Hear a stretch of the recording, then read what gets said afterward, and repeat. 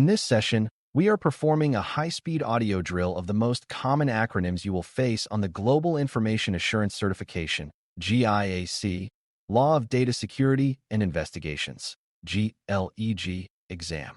Mastering this professional shorthand is essential for any practitioner who needs to navigate the intersection of technical systems and legal requirements with speed and precision. Typically, these abbreviations serve as a common language that allows experts from different fields to communicate complex ideas without repeating long, formal titles. What this means is that a solid grasp of this vocabulary acts as a primary tool for decoding exam questions and understanding organizational policies. By internalizing these terms now, you are building the mental agility required to process information quickly and accurately during your testing session and in your daily professional life.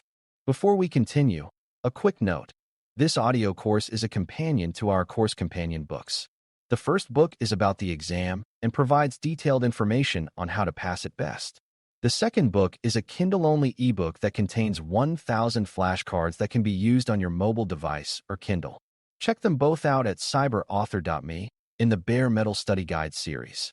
The term PII, personally identifiable information, stands at the core of most modern privacy laws and regulations around the globe.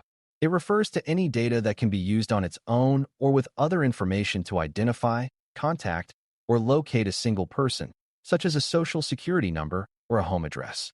In practice, the classification of PII dictates the level of security and the type of consent required for handling that specific data set. Typically, a common mistake in the industry is failing to realize how broadly this term is defined under newer statutes like the California Consumer Privacy Act, CCPA.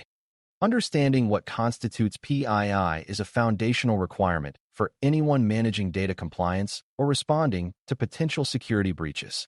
The acronym GRC, Governance, Risk, and Compliance, represents the overarching framework that guides this entire certification journey and the broader field of corporate oversight.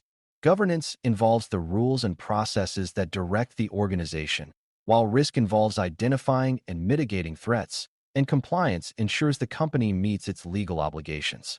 In practice, a successful GRC program integrates these three pillars to ensure the organization remains ethical, secure, and legally sound. Typically, you will see this framework used to justify security budgets and to organize the efforts of the legal and technology departments. What this means is that GRC is the strategic umbrella under which all your professional efforts in this course are organized and measured. A common and often frustrating mistake during the exam is confusing ESI, electronically stored information, with other technical terms like electronic service interface. In the legal and e-discovery worlds, ESI refers specifically to any information that is created, manipulated, communicated, stored, and best utilized in digital form. This includes everything from traditional emails and word processing documents to more modern assets like social media posts and database records. In practice, the legal duty to preserve evidence applies specifically to ESI when litigation is reasonably anticipated by the organization. Typically, knowing this exact definition helps you navigate questions about the Federal Rules of Civil Procedure, FRCP, and the boundaries of legal discovery. It is helpful to keep in mind that DLP, data loss prevention, refers to a specific suite of tools and strategies designed to stop sensitive data from leaking outside the corporate network. These systems monitor data while it is in use, in motion across the network, and at rest in storage to identify and block unauthorized transfers. In practice, a DLP policy might prevent an employee from uploading a customer list to a personal cloud drive or sending unencrypted credit card numbers via email.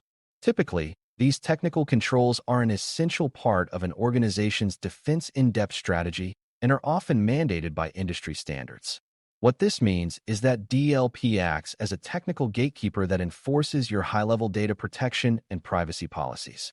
You might find it useful to visualize the acronym RTO, Recovery Time Objective, as the critical clock that tells you how fast a system or a business process must be restored after a failure or a disaster.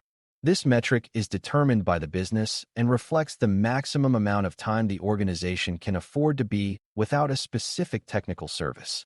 In practice, The RTO drives the selection of backup technologies and the design of disaster recovery plans to ensure the company remains viable. Typically, high-stakes financial or healthcare systems will have very short recovery objectives, often measured in minutes rather than hours.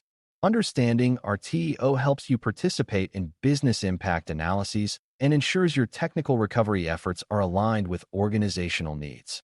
The term BYOD, Bring Your Own Device, is a widely used acronym for policies that allow employees to use their personal smartphones, tablets, and laptops for work-related tasks.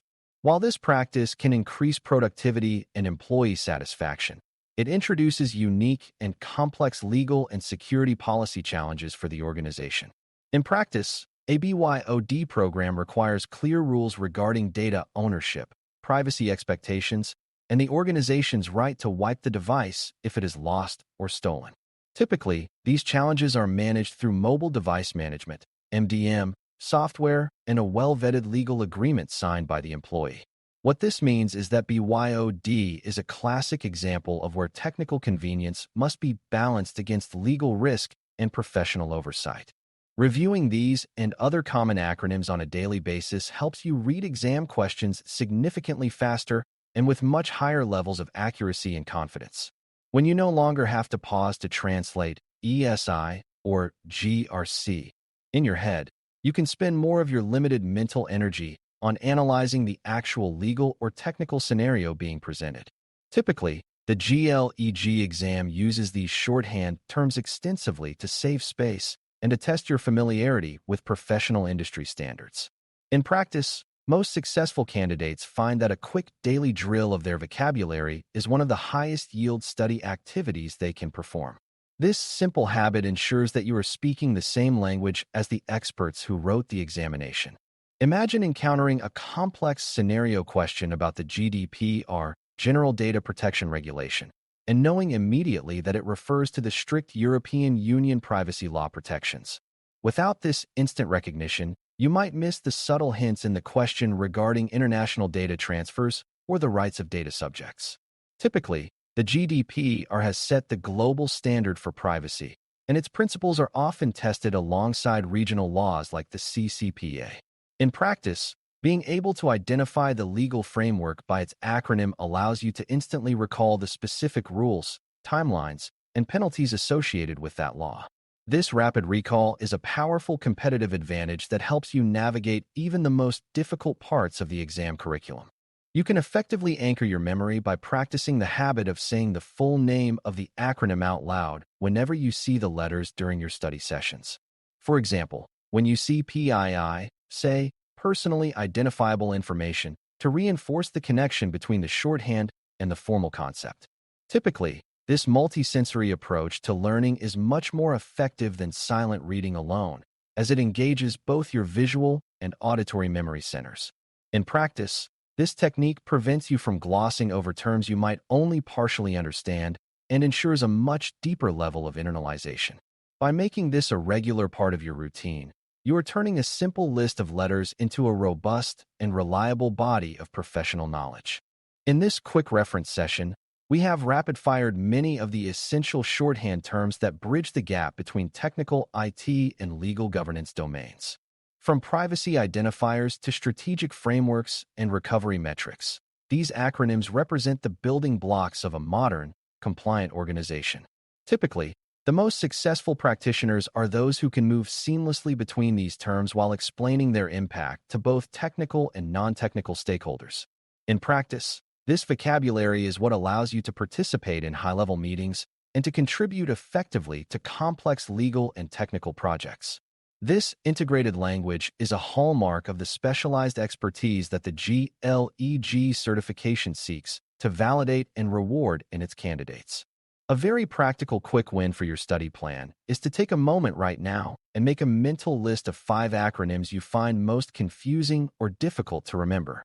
Once you have identified them, spend a few minutes looking up their full names and writing a single sentence describing why each is important to a legal or security professional.